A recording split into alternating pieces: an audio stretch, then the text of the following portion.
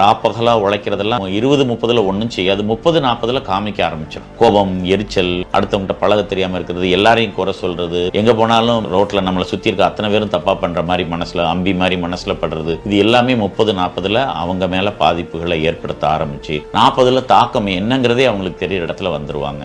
45க்குள்ளே மாறலை அப்படின்னா அந்த பழக்கம் நம்மளை அடிமையாக்கி வச்சிடும். அப்படிங்கிற மாதிரி அதை அக்செப்ட் பண்ணிட்டு அதுக்கு அந்த அக்செப்டபிலிட்டிக்கு ஒரு அடாப்டபிலிட்டி வந்துடும். ஸோ 45 இது வந்துச்சுன்னா 60க்கு மேலே என்ன வரும்? ஜஸ்ட் அக்செப்ட் இட், அது டாலரபிலிட்டி வந்துடும். அதுக்கு இது அப்படிதான், நான் இப்படி தான், இதுக்கு மேலே என்னால் முடியாது அப்படிங்கிற மாதிரி போக ஆரம்பிச்சிடும். ஸோ இந்த 30-40 என்ன இருக்கோ அதை 40-50 விரத்தி பிடிக்கிறதுல தான் நம்முடைய லைஃபோட சேஞ்சஸ் இருக்குது.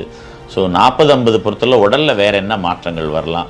40 வயசுக்கு அப்புறம் கண்டிப்பாக நமக்கு நோய்களுக்கான அறிகுறிகள் தென்பட ஆரம்பிக்கும். பாரம்பரியமாக இருக்கிறது ஒரு காரணமாக இருந்தாலும் 20-40 நம்ம வாழ்க்கையை எப்படி கொண்டு போயிருக்கோம். இப்போ உடல் பருமன் 130-140 மார்பிட் ஒபிசிட்டி அப்படிமோ, அந்த மாதிரி இருக்கவங்களுக்கு கண்டிப்பாக ஏதாவது ஒரு நோய் அறிகுறி வந்துடும். சக்கரை வருதா, ரத்த கொதிப்பு வருதான்னு தெரியாது.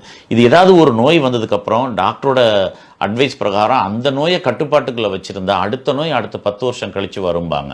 டெக்கேட் கழிச்சு, அதாவது ஒரு சக்கரவியாதிக்காரனுக்கு 10 வருஷம் கழிச்சு ரத்த கொதிப்பு வரலாம், ஒரு சக்கரவியாதிக்காரனுக்கு 10 வருஷம் கழிச்சு இருதய நோய் வரலாம், ஒரு ரத்த கொதிப்பு இருக்கவனுக்கு இருதய நோய் வரலாம், ரத்த கொதிப்பு இருக்கவனுக்கு சக்கரை நோய் வரலாம். 10 இயர்ஸில் உடம்பு கண்ட்ரோலில் வச்சுக்கலாம்னா. பட் ஃபஸ்ட்டு நோய்க்கே நீங்கள் கண்ட்ரோலில் வைக்கிற வித்தையை கற்றுக்கிட்டிங்கன்னா அடுத்த 40 வருஷத்துக்கு அந்த ஒரே நோய் வேறு எந்த நோய் வராமலும் போக முடியும்.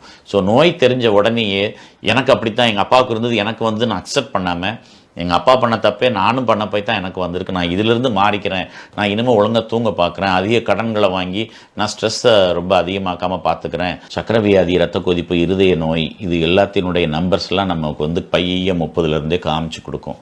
நீங்கள் ஒபிசிட்டி எவ்வளோ கூடியிருக்கீங்களோ அதை பொறுத்து உங்களுக்கு களைப்பு வர ஆரம்பிக்கும், உடல் சுத்தக்குறைவுகள் வரும். உடல் பருமன் அதிகமான உடல் சுத்தம் ரொம்ப மோசமான இடங்கள்ல, அதாவது தொடை இடுக்குகளில் அந்த தொடை சதை பிடிப்புகளில் இங்கெல்லாம் வந்து படை நோய்கள் வருவதற்கோ, சுத்தம் குறைவாக இருக்கிறதுக்கோ, இந்த மாதிரியான அந்த உடல் பருமன் சம்மந்தப்பட்ட அத்தனையுமே வந்து நம்மளை எங்கே இழுத்துட்டு போகுது அப்படிங்கிறது தெரிய வரும். சிலருக்கு இந்த நேரத்தில் ஒரு ஆஃபீஸில் ஒரு ப்ரெஷர்னு 10 நாள் வேலை பார்த்தாங்கன்னா பிபி அதிகமாகிறத பார்ப்பாங்க. எனக்கு சக்கரை வந்துருச்சோன்னு பார்க்குற அளவுக்கு நீர் அடிக்கடி போகிற அளவுக்கு இருக்கான வாய்ப்புகள், இந்த மாதிரி ஆரம்ப அறிகுறிகளை உடல் எந்த பக்கம் இழுக்குது அப்படிங்கிறத 30லேருந்தே காமிச்சு கொடுக்க ஆரம்பிச்சிடும். ஸோ 40க்கு அப்புறங்கிறது என்னென்னா ஒரு 2 மடங்கு வேகமாக ஓடுற வயசு. 30-40 வந்து முக்கியமாக அவங்க வந்து 30 வருஷம் வரைக்கும் உள்ள அனுபவங்கள் 30-40 நடைமுறைப்படுத்த, செயல்முறைப்படுத்த அவங்க முனைப்பு காட்டணும்.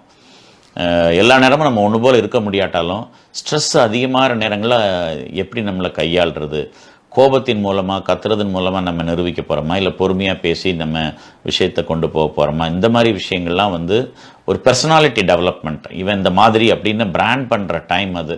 ஸோ அதை உத்வேகமாக செய்கிறதுக்கு முன் வரணும் அப்படிங்கிறதான் உண்மை.